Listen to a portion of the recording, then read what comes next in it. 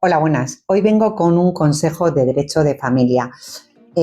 Hasta la fecha, como sabemos, los últimos años ha sido una constante que la custodia compartida ya es la regla general y lo normal en casos de separación y divorcio con hijos menores de edad. Esto ha sido así desde una sentencia del 2013 del Tribunal Supremo y viene siendo así en prácticamente ya todos los juzgados y tribunales. Y más o menos los padres tienen actitudes normales, viven relativamente cerca, es decir, en las mismas ciudades y tienen horarios compatibles, pues se está estableciendo la custodia compartida sin ningún problema. Ahora, ya que llevamos un tiempo, casi más de 10 años ya con esta práctica, se están empezando también a ver los primeros casos de reversión de esta custodia compartida cuando no funciona. Yo en concreto, en mi experiencia, estoy viendo dos muy importantes. Cuando no funciona, que son muy pequeños los niños porque los padres se llevan muy mal y esa falta de comunicación, de diálogo o esas desavenencias son tan importantes que afectan al bienestar de los hijos. Es decir, dos personas se pueden llevar muy mal, pero sus disputas no afectar al día a día de los hijos. Ahora, si se llevan tan sumamente mal que sí afecta, que los padres no pueden ni siquiera dialogar, no pueden tener una comunicación ni siquiera por email, o que cualquier comunicación del uno al otro es una negativa, es un impedimento, es una freno a cualquier cosa de los hijos, obviamente esto está afectando a los hijos, porque simplemente para ir al médico o elegir un extraescolar o elegir un colegio o saber qué día va a empezar cada uno las vacaciones, si es una disputa permanente, esto por supuesto traspasa la frontera de las disputas entre los padres y afecta a la esfera de los menores. En estos casos se están revertiendo casos de custodia compartida y se le está dando la custodia a uno de los dos progenitores para que el día a día de los hijos sea más tranquilo y esté exento de tantos conflictos en los que muchas veces los menores viven inmersos. Y que, como recordemos, pues no es el momento de que estos niños tengan un conflicto en su vida. La infancia se tiene que salvaguardar por encima de todo.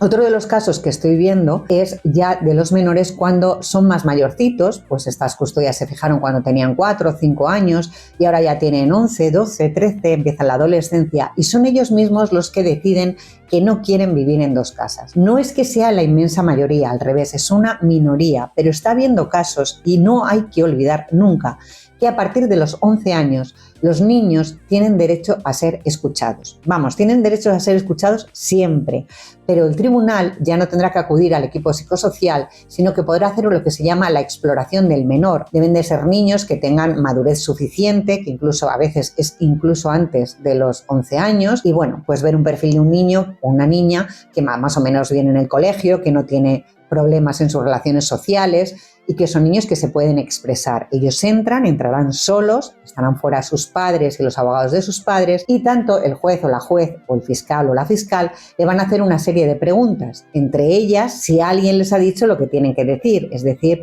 valorar bien que ese niño o esa niña no estén manipulados. Entonces nos estamos encontrando casos de niños, como decimos, ya iniciada la adolescencia o cercanos a la adolescencia, que empiezan a decir que no quieren y no pueden querer por muchas razones. A veces es porque uno de los dos progenitores siempre se está metiendo con el otro, porque en casa de uno de los dos progenitores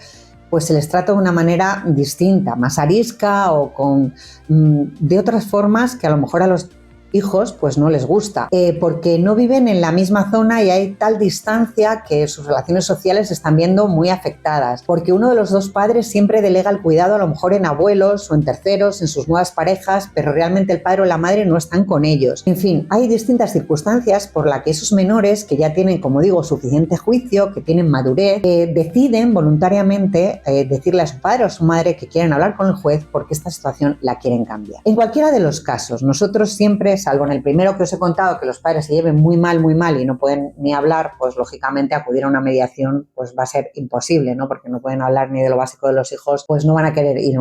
una mediación familiar. Pero si es porque los hijos ya empiezan esa adolescencia y sí que han manifestado que quieren vivir en una de las dos casas, no estar cada semana en una casa, aquí sería muy interesante que los padres sí que fuera esa mediación familiar, vierais las razones por las que vuestros hijos os están pidiendo ese cambio y vierais también las alternativas, porque muchas veces a lo mejor no tiene por qué ser una semana en cada casa. A lo mejor se puede decir, bueno, pues el hijo prefiere vivir, en este caso imaginemos con el padre, y se va a quedar a vivir con el padre y entonces los fines de semana que le tocan con la madre, en vez de que el fin de semana empiece el viernes, pues que empiece el jueves y se lo quede la madre hasta el lunes. Casi sería una semana entera y así por lo menos tampoco se merma la estancia con el otro progenitor. Hubo una sentencia ya en el año 2019 del Tribunal Supremo que empezó a